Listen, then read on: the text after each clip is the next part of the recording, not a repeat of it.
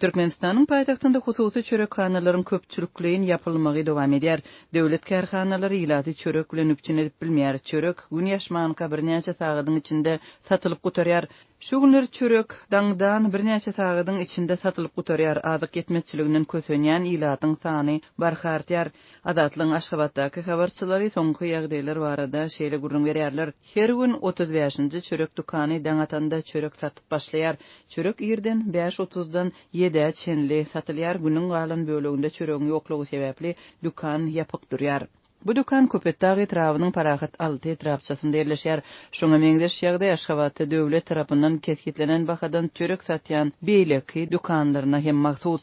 Soňky 10 güniň dowamında Türkmenistanyň paýtagtynda çörek satylýan wagty günde ortaça 2 sagatlan çäklendirildi. Çörek taňdan garankyda satylýar. Adatlyga gowuşan video ýazgylarda satuw başlamadan ozal dürli dukanlaryň öňünde yüzden gowrak adamyň ýygnanýanlygyny görmek bolýar. Çörek nowatlarynda aýallar hem çagalar köp gödýýler.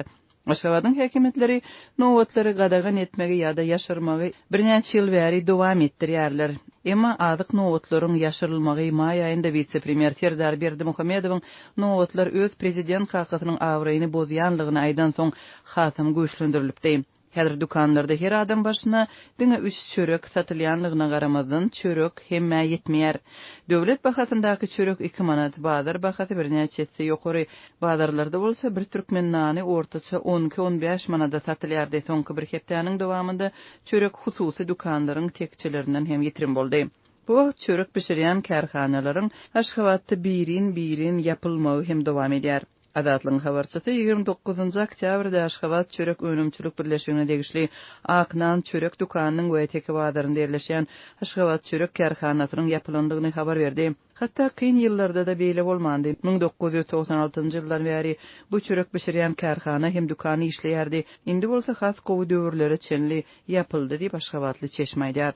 Soňky hepdelerde Aşgabatda un we çörek ýetmezçiligi sebäpli onlarça çörekhana öz işini besedipdi. 13 oktýabrda Adatlyk radiosynyň habarçylary Aşgabatda 30-dan gowrak çörek önümlerini üçürýän hususy kärhananyň işini besedenligini habar beripdi.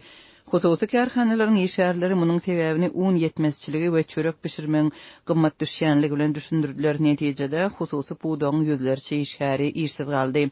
Ýurdun häkimetleri nowatlary gadagan etmek we gizlemek, döwlet hem hususy çörekhanalara gözegçiligini güýçlendirmek, şeýle hem daşary ýurtlardan galla hem un satyn almak bilen çörek üpçünçiliginde uly problemanyň bardygyny gytaklaýyn tasdikleýärler.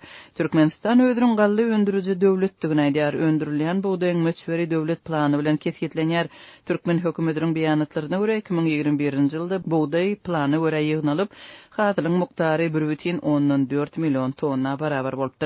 Şol bir wagtyň özünde de Ýewraziýa ykdysady birleşigiň 24-nji sentýabrda neşereden sandaryna görä 2021-nji ýylyň ýanwar-iýul aýlarynyň aralygynda Türkmenistan birleşigi agza ýurtlardan tas 24 000 tonna buğdaý satyn alypdyr. Türkmenistana eksport edilen buğdaýyň esasy muktarynyň ýagny 97%-nyň Gazagstandan we 3%-nyň Orsetde alnanlygy aýdylýar. Türkmen hökümeti problemalary ikrar etmeýän nägileligi bildirýän ýa-da kömek sorap häkimetlere ýüz tutýan raýatlary ýyzarlaýar.